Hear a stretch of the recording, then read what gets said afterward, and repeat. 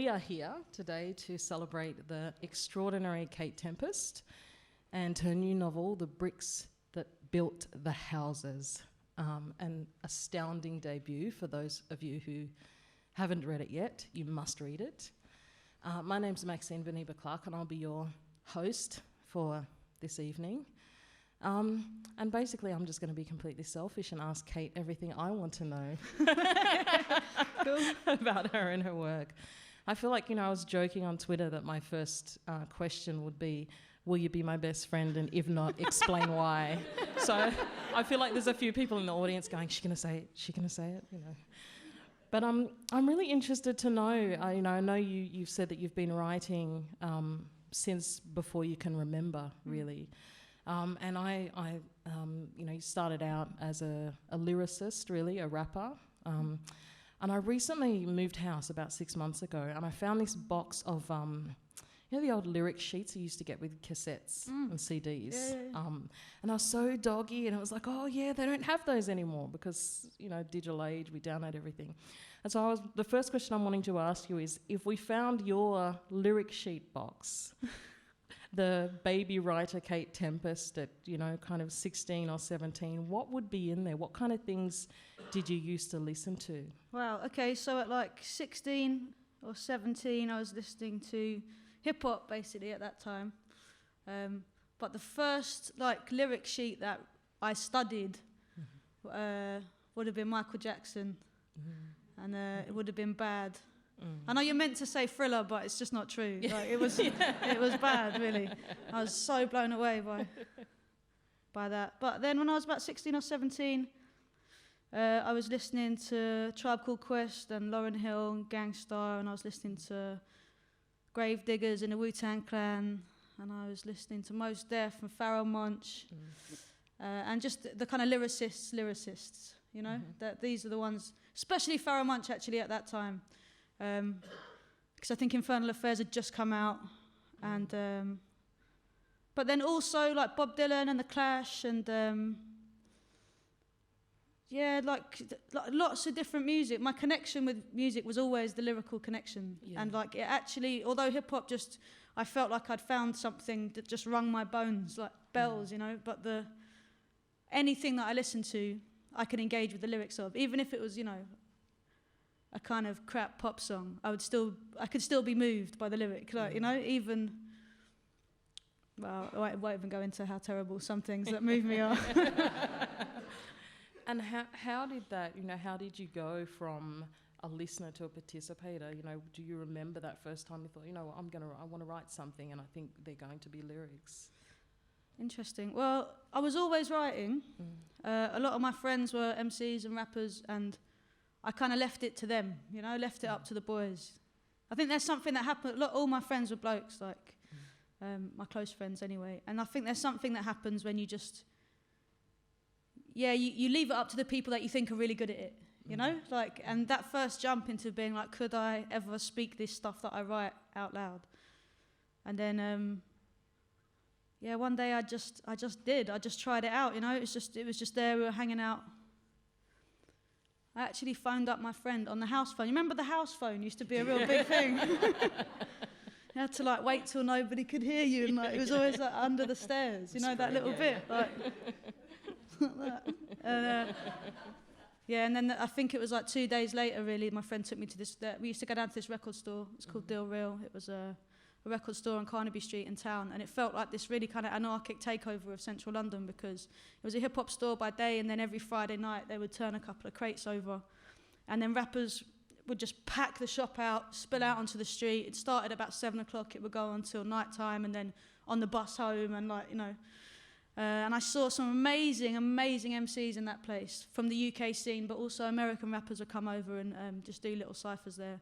So that was my baptism of fire, was in Deal Real Records, it was kind of packed, so many people, big guys. I was tiny, I looked about 8 years old, you know what I mean? A lot of people asking me if I got lost on the way to the sweet shop. And I was like, no, I'm here to do this. And that was the beginning. We do think of, rap as, the domain of kind of hyper-masculinized men of colour. What was it like negotiating that, particularly when you're someone who's new to the scene, standing in front of rooms essentially of mostly blokes, delivering your soul?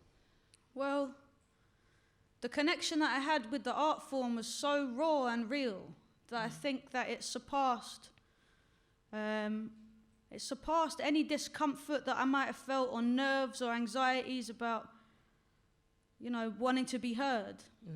Especially within that culture at the time, it was like a woman could be looked at amongst my friends even as well, but to be listened to was a bit of a different thing,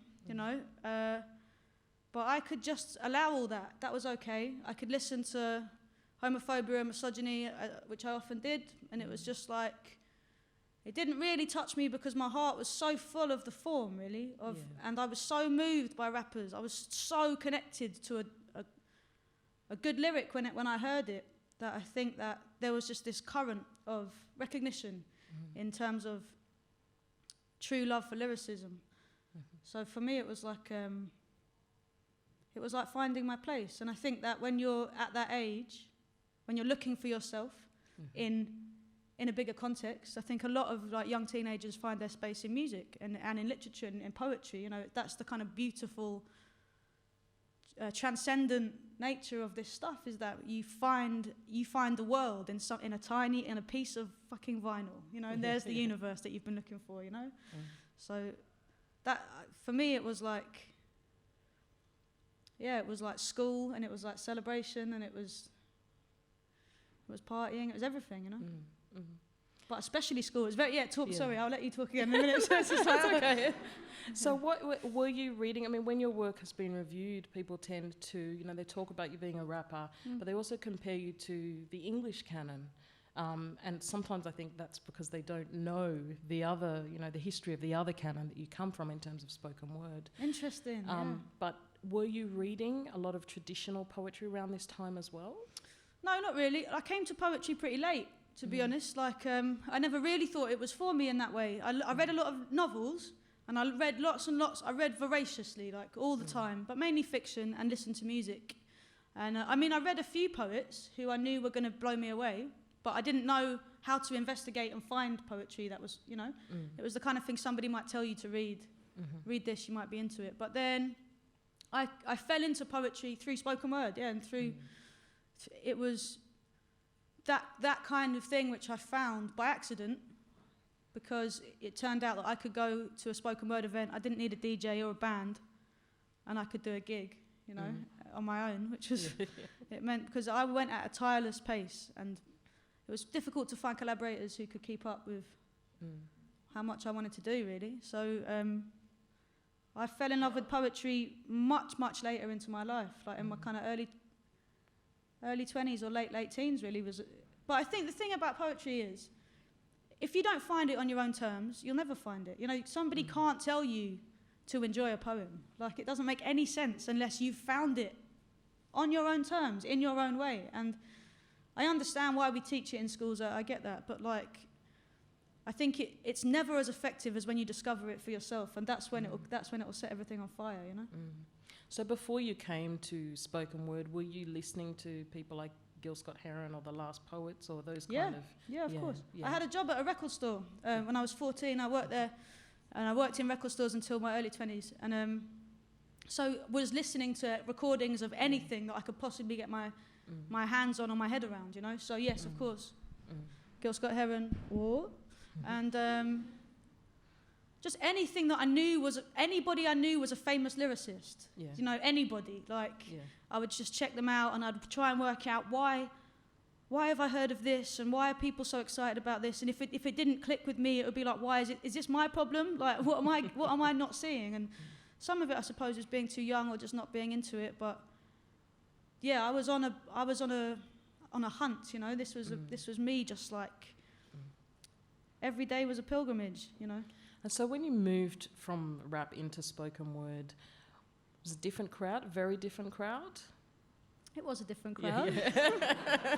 But it's always... it's always a different crowd. And the thing is, like, in the nature of my work, I've been very blessed because I've got to perform to so many different kinds of people. There's one day that sticks out in my mind because it was such a forcible difference, which is that I'd spent the day in a women's prison in London, which was a really heavy place, actually. Like, the maternity wing was the thing that really got me, because women would go in there pregnant, and there's like, bumblebees painted on the wall, but it's a jail, you know. And once the baby's 6 months, it will go into care. And so it was a really heavy day of doing, I'd written a play, which was a forum theatre play, and I was doing some poetry with the women, and I was having, this really kind of moving but heavy day. It was real. I was telling a poem to this room full of inmates, and the lyrics had never meant what they meant in that moment. Suddenly, this whole poem was transformed. It was the most important poetry performance I'd ever given, I felt, in that moment. And I had to leave there to go to this fucking award ceremony for the Ted Hughes Prize for Poetry in Mayfair, which is like... to put it in context, I've never been there before, right? And it's in this big townhouse, and there's white wine and canapes and the lot. And I was saying to my girlfriend at the time, like, I don't think we should go. I don't want to go. I'm not gonna win this prize. I don't even want to be around that. And then that's the night I won the Ted Hughes Prize for Poetry. And everything changed. Yes. And for those of you who haven't read it, The Brand New Ancients is an incredible epic narrative poem. And you toured globally, really, performing it with a live orchestra. Tell us a bit about the Brand New Ancients and the inspiration behind it. Well, it's a story about two families as they kind of intertwine in life, but it's set against this idea that reclaims the heroism of the everyday, and it tries to vanish some of the myths about what makes a person worthy of celebration, and also to kind of realign the divine with the human in terms of what we are capable of. I mean, it's so hard to speak about a poem. It's just much more effective to just read the poem, or for me to tell you the poem. It's like... Good advice. Do you know what I mean? I understand there's like institutions dedicated to the study of poetry, but like... but just not, that's not my bag, I'm sorry. Yeah. So that takes us to 2012. You're touring with the Brand New Ancients. You had an album come out in 2014, Everybody Down. Yeah. And which was the genesis, really, for the bricks that built the houses. So, whereabouts did that come in this journey? Were you working on that while you were working on the Brand New Ancients, or? Well, it's all the things are kind of mixed up a little bit, because I've been touring kind of constantly for the last 4 or 5 years with one thing or another. And while I've been in like breaks between tours, or while I've been on the road, I've been thinking of new ideas and trying to pursue them and trying to write them. So Everybody Down, Brand New Ancients, my first play, Wasted, and The Bricks That Built the Houses are all populated by the same characters set in the same place. And The Bricks is kind of the final chapter in a body of work that I've been working on for about 5 years. So the genesis of it is kind of hard to untangle, because they're kind of all part of each other's genesis. And it's not like I began writing the first play knowing it was going to lead to everything, but it's just this kind of... There was more to say. There was more that needed to be out, I could just feel it all pushing around. And when the idea came for Everybody Down and The Bricks, the idea came for both a novel and a record. I knew these two things were going to go hand in hand, Yeah. But I suppose what's interesting is that I've always engaged with music in a kind of literary way. It's always been the lyrics first. And I've always engaged with novels in quite a musical way, because the words sing for me, and the rhythm for me is kind of addictive. Obviously, I've spent a lifetime thinking about flow and rhythm and meter and cadence and all this stuff. So for me, the two things, literature and music they're the same thing for me, So I think it's more of a shock for other people. Yeah, and this is something I think that as writers, I think you're often pushed into a particular form, or you start out in a form and people expect you to stay in that form. But I think very much your stylistically your work is you know, very similar no matter what medium you're working in. You know, there's that kind of intensity and exploration of you know, ordinary people in this kind of extraordinary way. The chapters in The Bricks That Built the Houses. It's so amazing that you've read it all. So cool. I'm a crazy fan. Don't come too close to me. I'm one of those people that will jump the table. Yeah. So the chapters in The Bricks That Built the Houses follow a track each from the album. Yeah. And I read that you wrote the first draft of this in a week in the back of a tour bus. And when I read that, I thought, I hate her. So I want to know a bit more about the process. You know, was the album a blueprint and you kind of knew where you were going with it? Was it a writing frenzy? How did it unfold? Okay, so that's two things mixed into one. So I wrote the first draft, which I was talking to an amazing writer in America actually, and she was saying, we were talking about these first drafts, and actually it was the zero draft. It was not the first draft yet. You know, it was just, I wrote it all in a notebook. It was before I wrote that first draft to just to see if I could get to the end of this idea, you know, and it was furious. It was like I'd been waiting all my life to have an idea big enough to merit the form of a novel, which was a form that I respected and loved, but up until that point I'd wanted to write a novel more than I had an idea that needed me to write a novel, you know?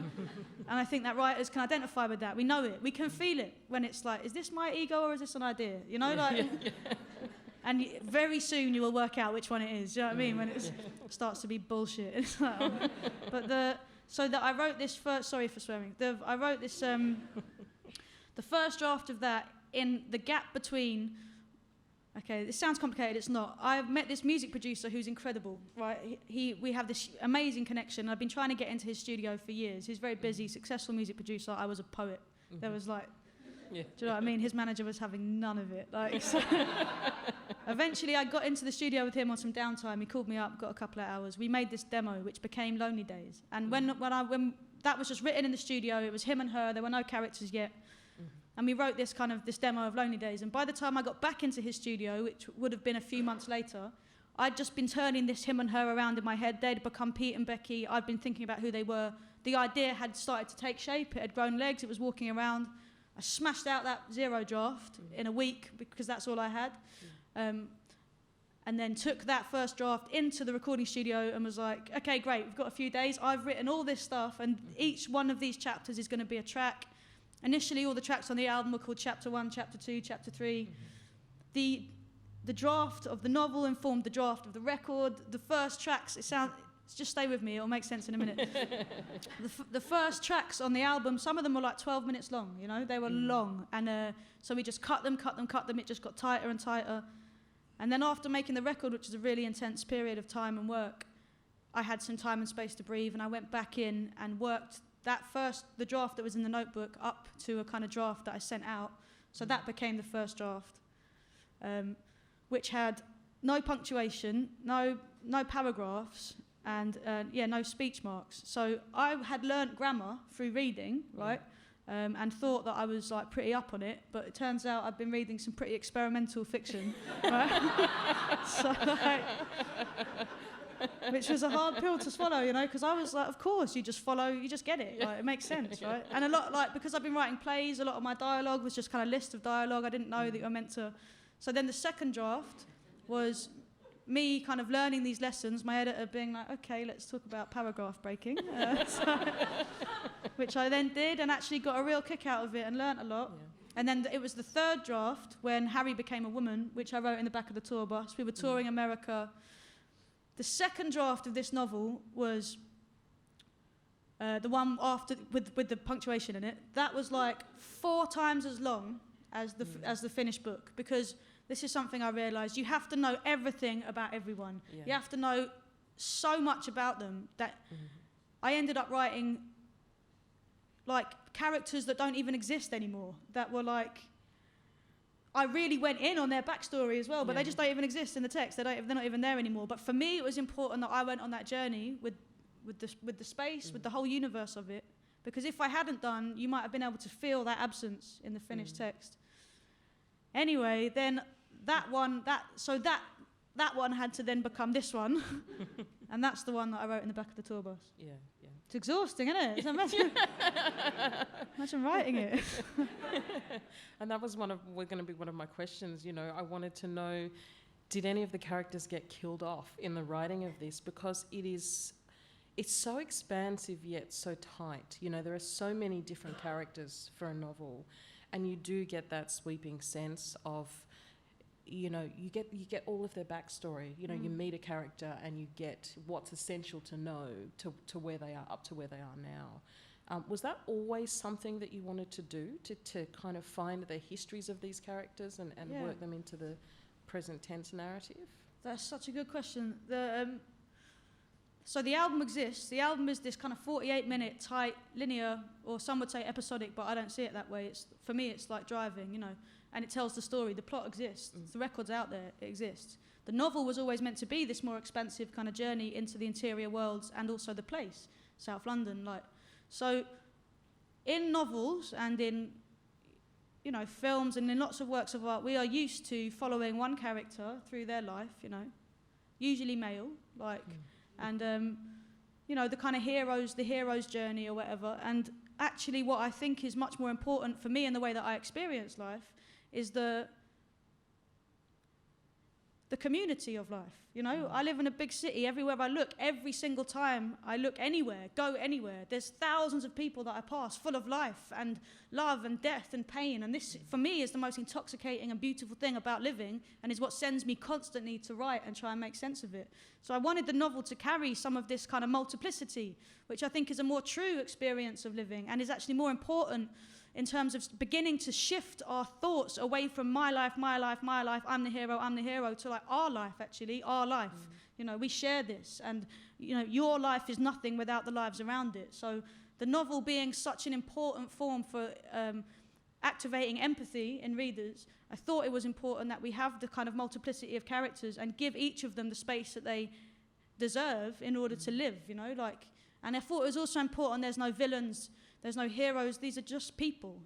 You know, I was on this kind of, I've been on a bit of a journey with it because I know it's not really the done thing, and I didn't really realise that until once it was published. And I think some people find it exhausting, and I think other people have found it exhilarating. But I suppose we were talking about this a bit backstage. Whatever anyone thinks of it, that's what it is now. So you know, my role in it, even though I'm talking about it now, my role's kind of finished, and it's completely whatever you take of it, whatever you make of it, that's what it is, you know. So if you are exhausted by it, I'm sorry, but it's on you now. I think what's extraordinary about it is you get these kind of nuances through telling the histories of these people. And at one point we meet the stepfather of one of the characters, who's an optometrist, and he, to all appearances, if you met him in a traditional narrative, you know, he's very middle class, very kind of beige, middle of the road, nothing remarkable. But then you get this backstory of his father dying and his mother sending him out to work, or him going out to work at 16, and his mother, spoiler alert, you know, collects his paychecks every week, and he thinks that he's supporting her. And then when she passes away, he realises that no, she was fine. She had money all along, but, you know, this was something that was a major thing in the making of him, that he felt like he was supporting his mother.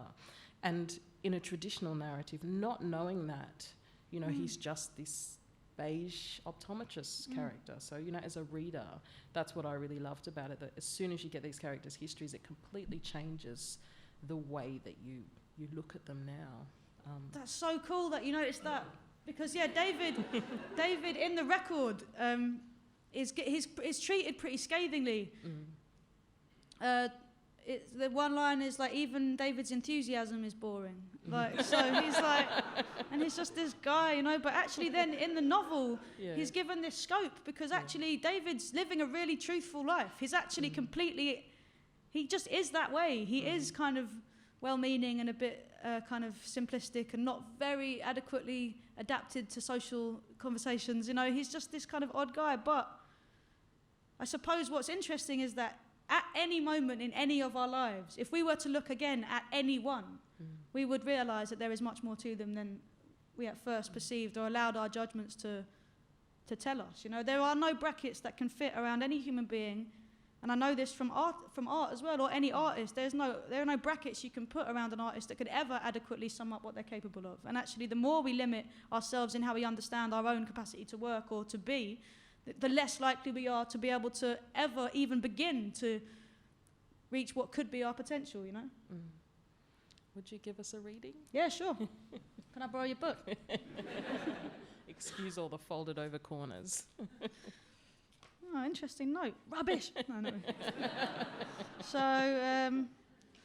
the book begins with a quote from William Blake, and as I've been reading these out, I've been reading a few lines of Blake out as well. He's one of my favourite poets, and I go to him often when I don't realise how much I need him, and then I realise that I'm reading him again. And the reason I wanted to include a few lines of Blake is because the novel is so tightly centred on these characters. You know, their lives are so all-encompassing for them. But the idea is that to begin with from Blake, it gives us a glimpse into the kind of epic scale and the grandeur and the kind of foreverness of life and existence, and it plugs us into this more epic framework, even though then what happens is we go kind of straight into the tunnel of life in a city.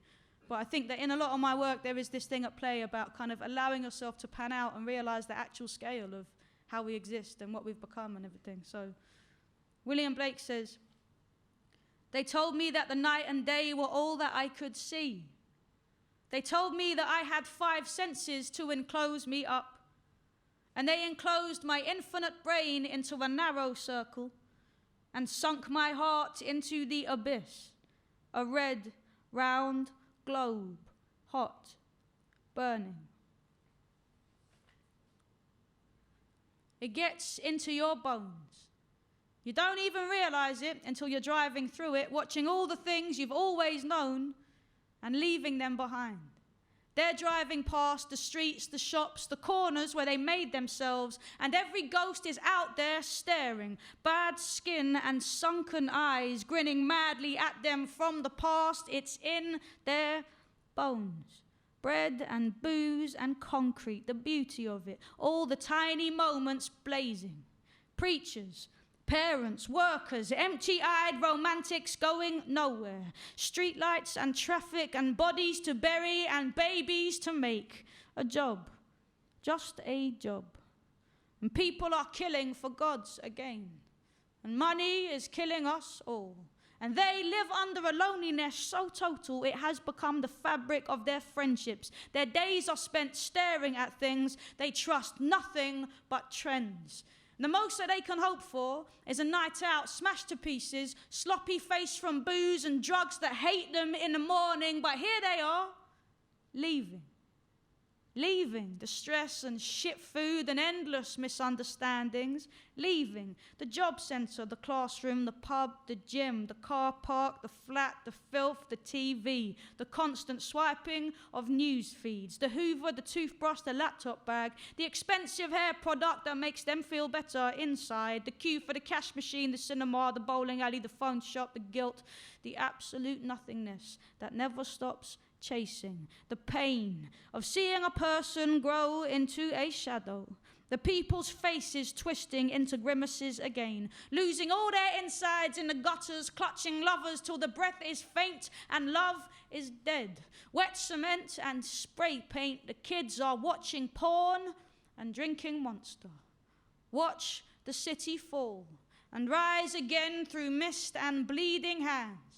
Keep holding on to power ballad karaoke hits. Chase your talent, corner it, lock it in a cage, give the key to someone rich and tell yourself you're staying brave. Tip the chair back, stare into the eyes of someone hateful that you'll take home anyway and tell the world you're staying faithful. Nothing's for you, but it's all for sale.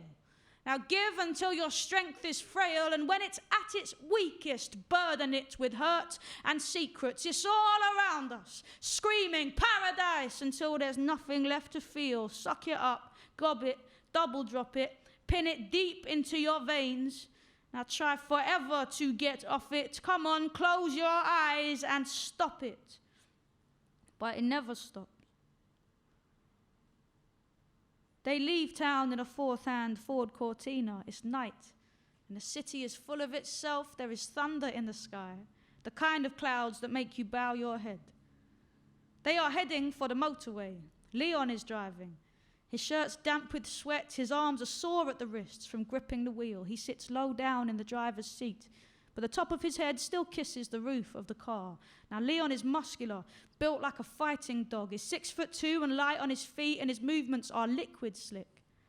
Leon's face is screwed up with worry as he turns left down the road he's always known and pushes the tired engine up Blackheath Hill towards the A2 roundabout, weaving between the clattering suction of the heavy goods lorries. Now, Harry's in the back.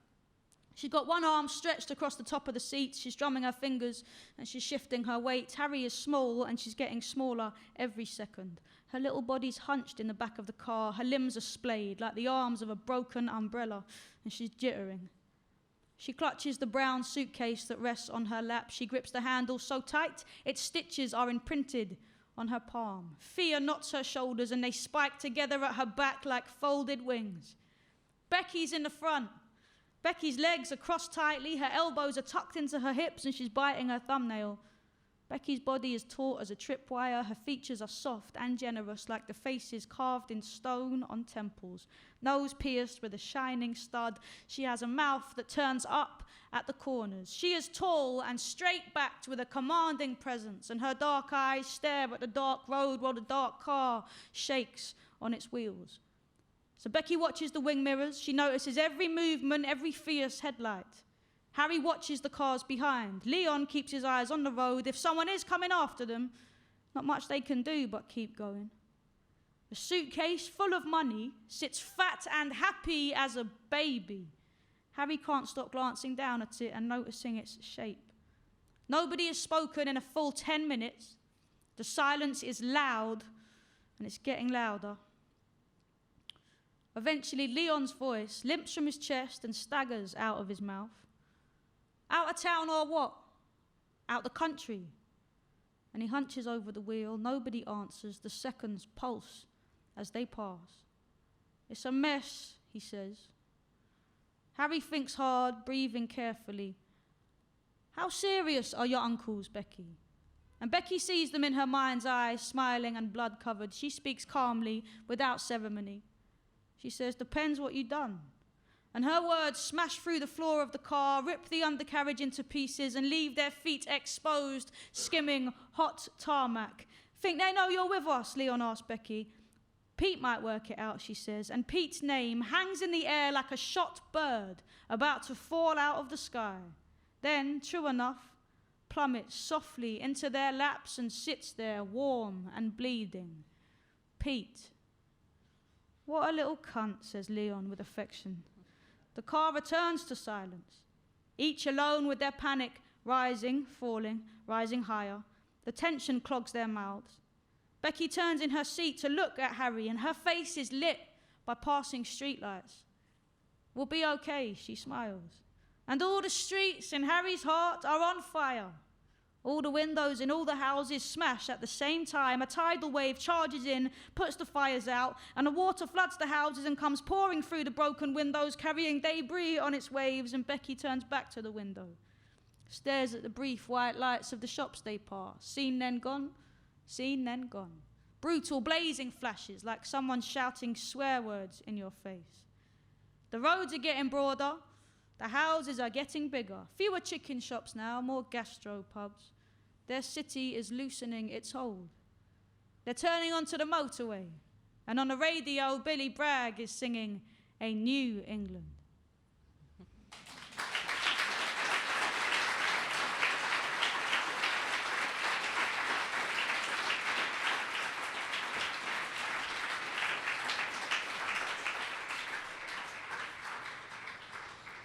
Wow, thank you.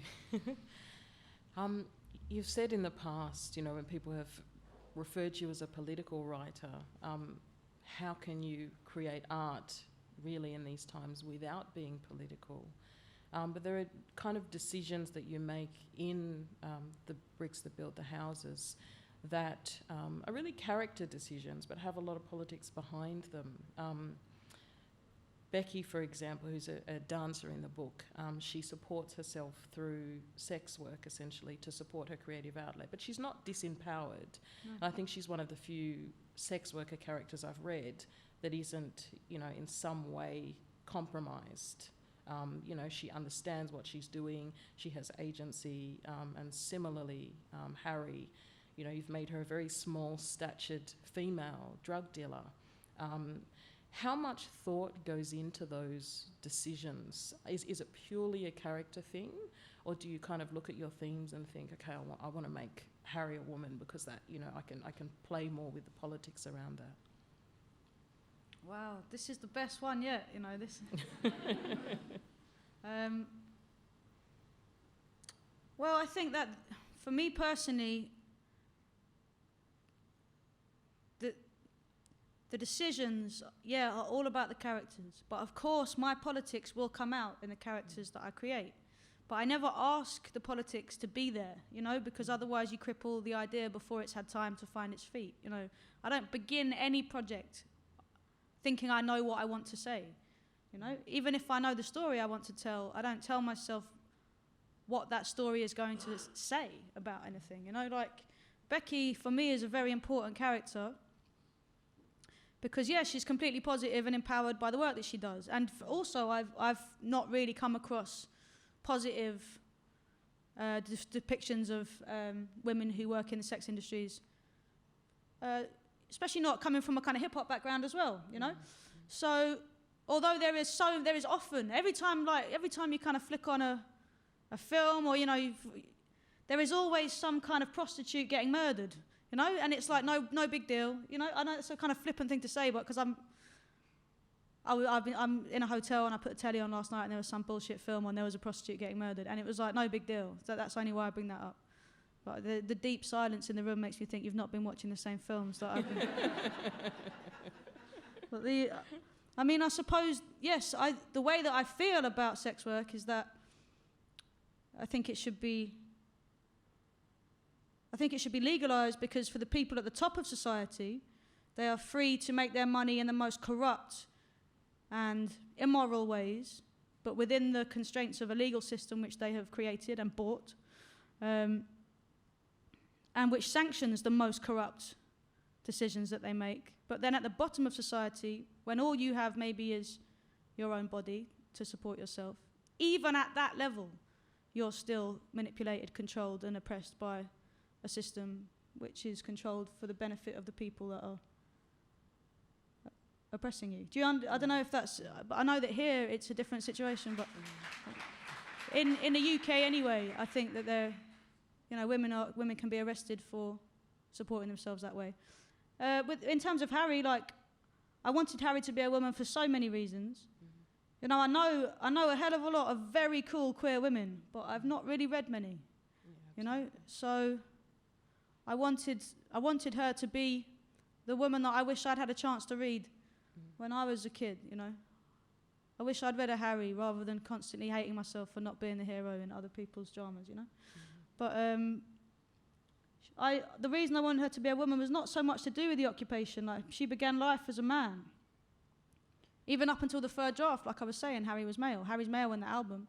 But then something interesting happens where people are like, oh, how clever. You made her a man in the album, now she's a woman. Is this a comment on gender fluidity? And like I'm saying, if that's what it is for you, then brilliant, how clever. But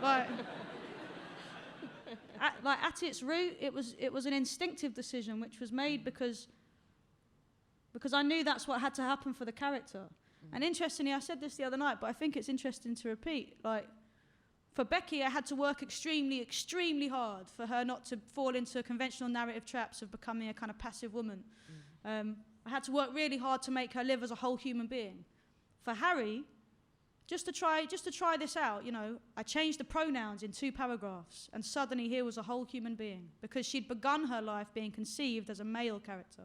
And I think that's kind of interesting, that even as a woman writer who cares very much about female characters, I still had fallen into the trap of the limitations that occur when you think, I'm going to tell a story, who's in it? A woman. Oh, okay, a woman. And then suddenly you're limiting yourself even before you've begun to know the character.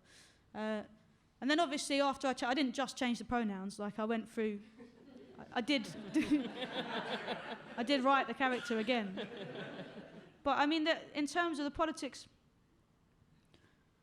it's been an interesting time politically over the last couple of weeks, in terms of me and my politics and how apparently vocal I've been about them. But so and I mean, they're not necessarily. This book is the end of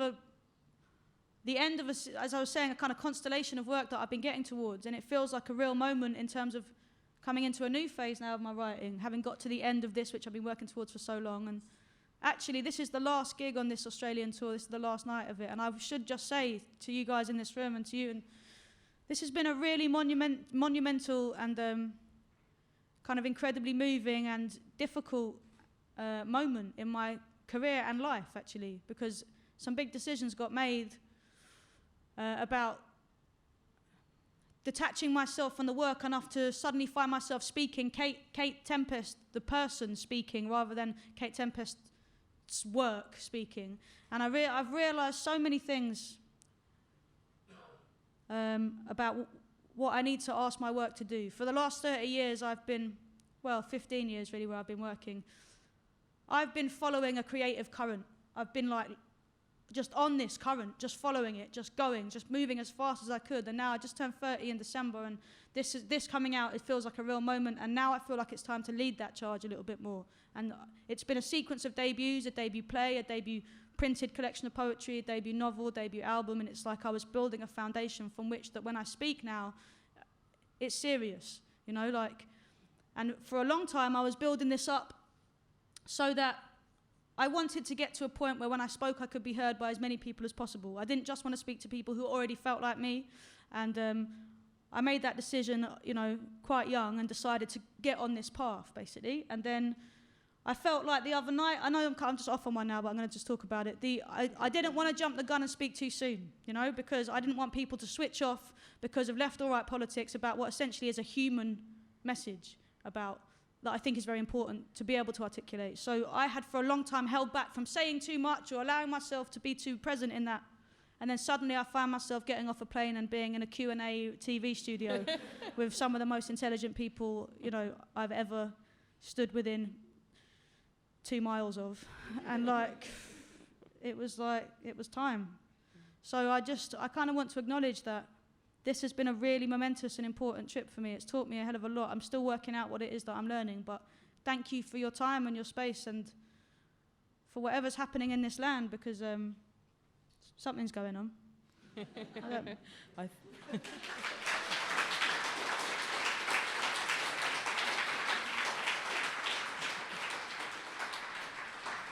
I feel like at this point in Australia and for where we are in Australian politics, it's fantastic to have someone like you touring the country, and you know, it's we can often be geographically isolated. I was saying before, I feel like writers or people from the UK or US come here and we just grab them like, yeah. Don't leave, we love you, yeah. You know.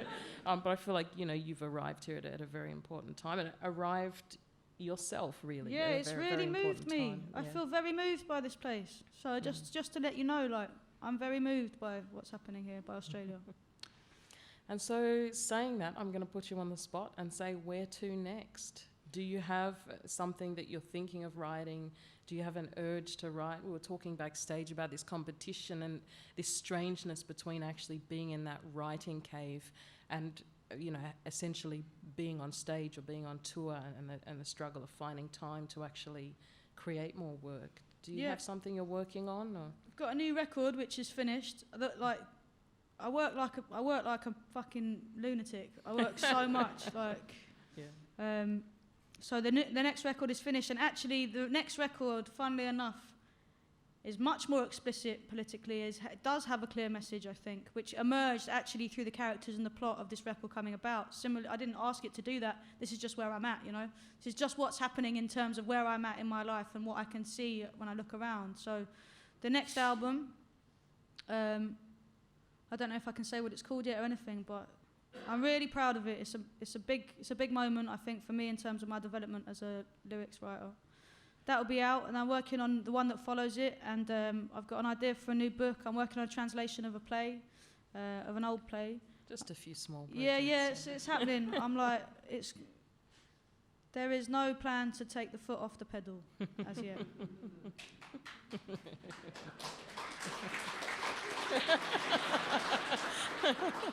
Kate's going, I'm not sure I want people to clap at that. Yeah, right. When do I get a holiday? Kill yourself.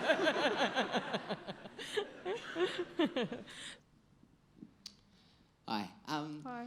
So, in the novel, I've noticed you have this tendency to go from an everyday situation into quite an extreme metaphor. Like you've in the Paris passage you've just read, we go from sitting in the car to London being on fire and tsunamis and whatnot.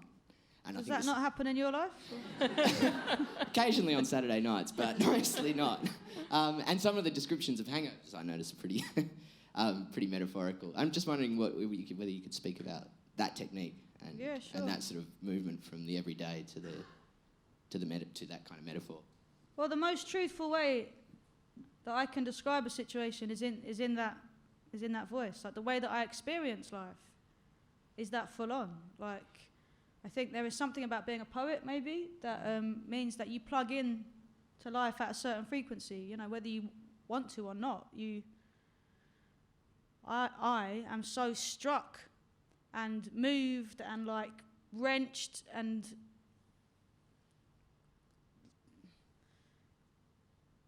do you know what I mean? Like, it's like life is a big thing when for me it's huge. Things have really, really hit me when two people look at one another and there is a sexual chemistry or an attraction there. Like to write that moment, for me personally, I have to resort to pretty heavy metaphor. You know, I have to go there. Things have to really be moving, exploding, and like burning, and like shining. Or, I mean, it could obviously like you're meant to have it. It goes against everything. You know, hyperbole and exaggeration and like too much metaphor. It's like it makes it kind of childish or undisciplined, or it's not.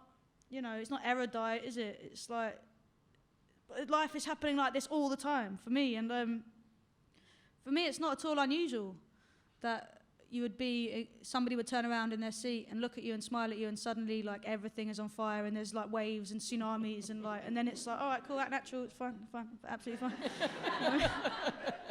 It's just the way I experience things, and like I also have this feeling that everybody else experiences things like that too, but people are hesitant to allow themselves to feel in their full capacities. I think because lots of people carry lots of fear about going there with their own feelings or something. But that might be complete conjecture. In fact, it is complete conjecture. So, but in a novel, you get to be the boss. Does that answer? Is that all right? Yeah. Okay.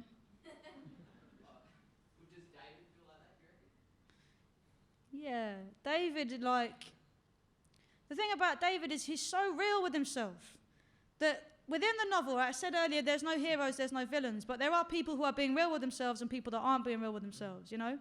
And David, like, maybe he's pretty vacant, but he's completely real. Like, everything he says he means, he's got no shadow of, like, holding anything back. It just so happens that what he's got to offer is, like... He feels like that when Miriam walks in his shop for the first time. Yeah.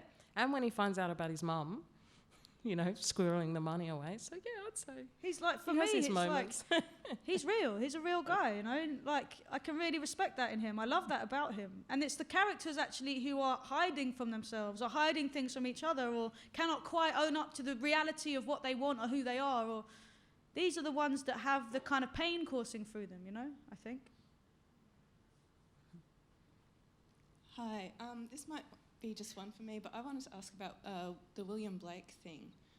It's been around for you for a while and it interacts with a lot of your work in a huge way. I just wondered, when did William Blake happen for you, and is there a favourite part of his work that you'd recommend? Yeah. I think I was about 19 or 20 when I first discovered William Blake, and it was with a prose book called The Marriage of Heaven and Hell, in which he says, the road of excess leads to the palace of wisdom. So at 19, you're like,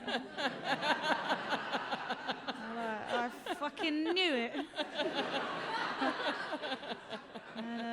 What else does he say? He says, you never know what is enough until you know what is more than enough. And he says, without contraries is no progression. And he really rattled me to the core. And it's this kind of satirical, damning essay about how little other people really understand of themselves. And like, you know, he talks about, he had this idea that creativity is the greatest act of worship of God, the God within man. And that to be creative is to enter the place from which we were created, you know. And everybody thought he was completely insane because of that, because it was like, you know, Christianity and reason and everything else. And he kind of went against everything. He thought, you know, and his whole thing, he had to invent a new way of printing ink onto copper plates. He invented a new way of graving metal in order to be able to adequately illustrate the vision that he had for his work. Do you know what I mean? That's real. That's conviction, right? Yeah. That's like, I responded to him so forcibly. Also, he's a South London human being, so I like that about him too. Do we have another question?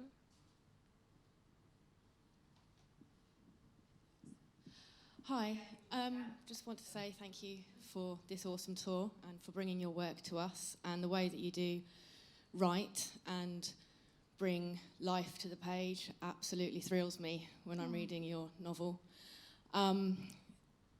At the end of the book, I felt that the 3 more or less stories concluding was less vivacious than the, you know, thrilling experiences that they'd had throughout the bulk of the novel. And do you feel that there's potential and scope for any of the characters to come back in another novel in the future? Well, I kind of feel like after writing, you know, a play, a poem, a record, a novel, I think it might be time to think of some new stories. But like, I mean, I love them so much. But there was a decision to leave it where I left it. There was something for me about the way that it kind of softens and teeters and gradually, and we just leave them there. We just leave them there because the point of it, hopefully, I maybe shouldn't even say this because I've said it's all about what you make of it, but it could be anybody that we look at, that we put our lens up to, and we go into their personal lives and their history and their family and all the kind of generational everything. That could have been anybody. It just so happened that at that moment the lens fell on Becky and Leon and Harry and Pete, you know. And then the lens shifts. And then you look at the next people on the street, you know, or then you look at yourself, or, you know. The idea is that this kind of constant churning presence of life, the only natural way for me to kind of leave it was to not tie anything up too tightly and just be like, okay, you know, something else to do. Something interesting to say about that is that I was doing one of these talks, and the lady that ran the bookstore where I was talking, she was like, yeah, I was reading a book and then I left work and I was just crossing the road and I waved at the people in the car because I thought it was Becky, Harry and Leon. Do you know what I mean? That was so deep. And off they go, you know. Yeah. So it could be anyone. Yeah. So it's up to you. Just look again. I recall that I think it was Hafiz who said, a poet is one who can pour light into a spoon and raise it to one's parched and holy mouth to quench the spirit of that which we don't even recognize. And I'm thinking of this as I see you, because I see you as an incredibly seminal place in the arising of the radical medicine of really good poetry. And I want to ask you how you see in the world today, in the planetary play, the role of a good rap. Wow, that was extremely well remembered for something that you weren't sure you were going to get right. That was that was amazing. Well, the role of a good rap, or the role of a good poem, or the role of a good book or a great show, or it's very important for me, artistic endeavor, because creativity plugs us more forcibly into our own humanity and then into the humanity of other people. So I'm religious about my work and about artwork in general. Like, when I watch a band playing a gig, it moves me to the point where I suddenly am alive. This is life now, you know, and I know how it feels to stand on stage. This is probably a lot through my work in performance that I know the transformative power. I've stood in rooms of people that terrify me, like absolutely terrify me, you know, that I could never have a conversation with. They are posturing and parading, very powerful people. I tell a poem, and it's like they become these vulnerable, real, honest human beings. And that's the power of poetry, of artistic endeavor. It takes it all off. A performance is not about what you put on, contrary to, you know, popular belief. It's about what you allow yourself to take off, to shed, to become more connected to the current that courses through everybody. So a great poem, it doesn't have to be a great poem, a canonized poem. It can be a few lines that somebody tells you, you know, in passing. It can be a rap that you have with a stranger on the street. It could be a book that you love that no one's ever heard of. Whatever it is that plugs you more forcibly into life. If you are blessed enough to have had that experience and you know what I'm talking about, then you know that it's real. And then you owe it to that experience to seek out other experiences like that, to allow yourself to be as dedicated a reader, a listener, a watcher, as the artists that you love are being writers, performers, thinkers. You know, it's like there is a circle to all this stuff. And I know personally that, I mean, I was watching Bjork, for example, not that long ago in a festival in New York, and I was exhausted. I've been on the road for ages. I didn't think I was going to be able to kind of get through the next week or whatever. And I saw her doing the songs from her latest record, and it was a beautiful, beautiful set with strings and all these incredible electronic instruments. I don't know even what they were. And I just saw her sing and go into this place. It was an album all about her breakup. It was heartbreaking stuff. And I just cried for an hour and a half, held up by my drummer, embarrassing myself in front of everybody, just weeping. Because apparently I needed to do that. And the only thing that could have brought me into that place was music. To just say to me, just stop pretending. Just be real with where you're at, and it's okay, you know? And like, I don't think there's anything else that I know of that can take me to that place with such a kind of, and take such care of me in that vulnerability. And not just in experiencing work, but in making it. I think that we are lacking that in our lives, this current, this connection, not just to ourselves, but to each other. So when, like, for me, my young teenagehood was spent raving, and like there is something so powerful that I learned about a dark room full of bodies moving and loud bass, you know, and I take that with me. I feel that. That's worship, like. And I grew up secular. I'm not, do you know what I mean? I'm not religious, but I have this deep connection to humanity when I experience the greatest thing that we can do, which I think is to create work. That's how I feel anyway. So yeah, I mean, I don't know if that's what you were looking for, but that's the way I feel about it. It's the stakes are that high for me. So, and if you recognize that sentiment and know that that's a powerful thing, so seek it out. And don't worry about if you're not educated in a particular artist's work, or you don't feel like you don't understand it, or you're not allowed it. Don't worry about any of that. If it finds you, it's found you. And that's the most beautiful connection anyone could ever have with a piece of work, you know? Studying it and stifling it and taking all the life out of it and inflicting intellect on instinct is one thing, and fine if that's what you do. But if you feel it, if it's found you, it's for you. And that's a very special moment to be aware of. Yeah.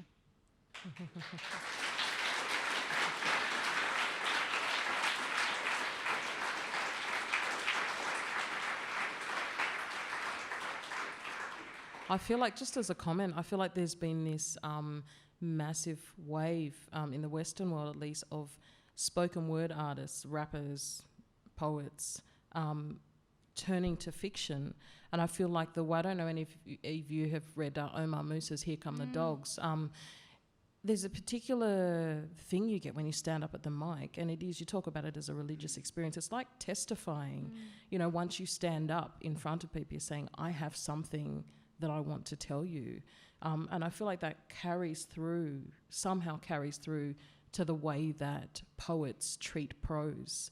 You know, there's something really raw about it that potentially is not there when you come to prose first. But is there the same wave in the UK? Are there a lot of people kind of moving from spoken word into the written word in terms of prose? Or Yeah. Or there is actually. But that's so interesting what you say about this kind of standing up with something to say. There is something about telling your truth in a public place and seeking other people's truths. You know, that is I think it's specific to spoken word poets. Like it's a feeling that we take for granted maybe, because it's actually quite a special thing to be able to have in your mind and in your heart when you know what it feels like to stand up and go there in yourself. And there are lots of poets that I think are turning to fiction. And that's really exciting. yeah.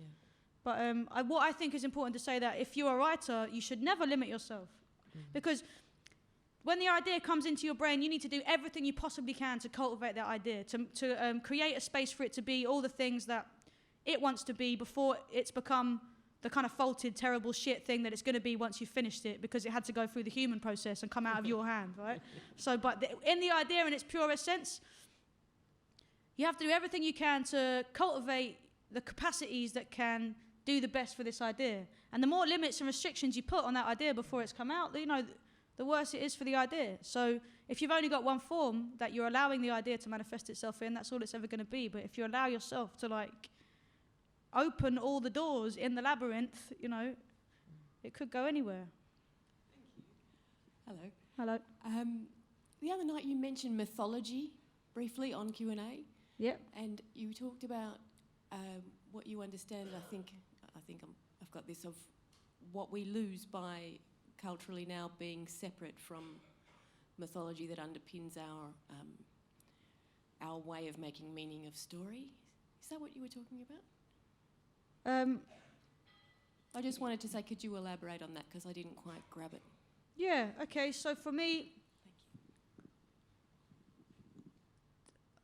being severed from mythology is to be severed from ourselves, and is why I think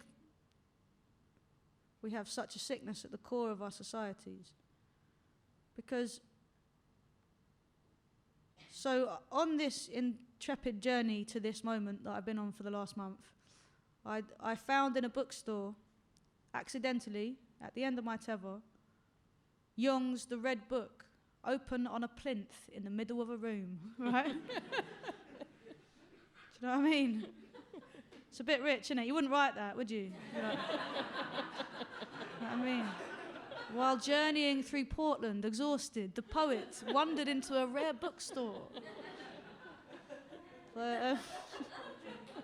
And Jung talks about this a lot, and when I found Jung's words about it, it really connected with what I was already kind of beginning to think, and he really solidified this for me, that there is a kind of common... Well, okay, I'm just going to go there. Fuck it. So there is a commonality to experience. What Jung has termed the spirit of the times versus the spirit of the depths. In each person, there is the spirit of the times, and this is what allows us to have careers and families and to think that we're really getting something done. The spirit of the depths is this kind of bigger, darker, more primal and eternal spirit which is in us. It's like when we close our eyes, it's there. It's full. And he has this kind of relationship with the spirit of the times and the spirit of the depths since he's a young boy, which he calls personality number 1, personality number 2. So, and I really connected with that. I used to feel like I had a kind of higher voice, a higher self that would talk to me and instruct me, which I often would have. So I would have problems with. I would either ignore, I'd be freaked out by, or I would dedicate myself to listening to. Right. So I really connected with that when I heard that. And he talks about the spirit of the depths being what connects us to the eternal, and also, breadth-wise as well as backwards and forwards to each other, right? So in our severance from mythology, we have lost contact with the spirit of the depths. And if we allow ourselves to remember the loss that we feel, if we open our eyes to the reality of experience as it is when we're walking around these cities, we have to blinker ourselves so much from the reality because it's too painful to really hold it. Then there are commonalities in our dreams, in our fears. There are mythological constants globally for humanity that we have kind of severed and lost in favor of mythology that has been inflicted upon us, I think, to cultivate a system of consumerism, consumption above all else. The individual, the myth of the individual above all else, I think has been very wounding, and it's a heavy mythology to live under. So in terms of, in losing our kind of, our religious framework, our mythological framework, we are left with a framework that is kind of inflicted upon us by a system that I'm very suspicious of. Does this make sense to you or not? I don't know if this is, but you know what, when I'm talking about music and this connection to this place, which is the real place, it's very important, I think, and this is to remember the truth of what happens in a place and on the land, you know, the truth of the history, the truth of the current moment, the truth of the present tense, really engage with the reality of experience, you know, what is actually happening. And I think that connects us to that place, and from that place our mythology can begin to manifest itself again. So it's still in us, the desire, the needs, the same things are in us that were in us thousands and thousands and thousands and thousands of years ago. We're the same beings, the same people. It just so happens that we've lost so many of the things that we need. And we've told ourselves to get over that. You know, it's okay, I've got a house, it's all right. I've got a car, it's all right. I've got a job. It's okay, my kids are at school, it's okay. But what you have a place in you that needs more than that. And I think that all this talk that I've been doing, I mean, I know we're probably going to run over time. I will stop in a minute, but like, I feel very passionate about this. I met an elder, an Indigenous elder the other night, and she really moved me with some of the things she was saying about the grandmothers and about the old people, she called them, and about being in communication with the old people. She was singing a song, and in between the verses of the song, she would just say, "Love you, Granny." She would say, "Love you, grandfather," just as she was singing. And this idea of not connecting with the ancients, not connecting with the old ones, allowing ourselves to be severed from time because we believe in progress or right now or contemporary, or it's a damaging thing. And I think that as painful as it is to acknowledge history, it's much more painful and bad for us to forget that we are ancient and this is eternal, and to land in the moment is the most healthy way we can begin to move forwards.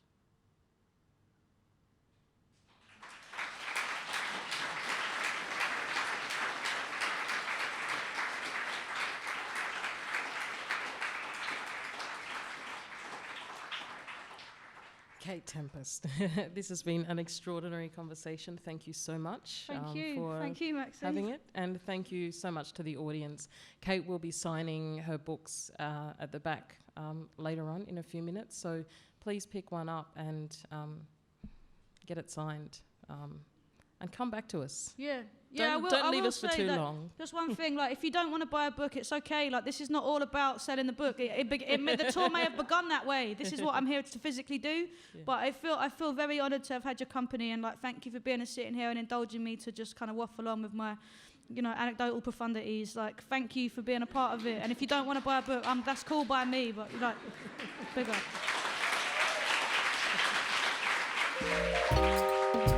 Visit wheelercentre.com for the best in books, writing and ideas from Melbourne, Australia and the world.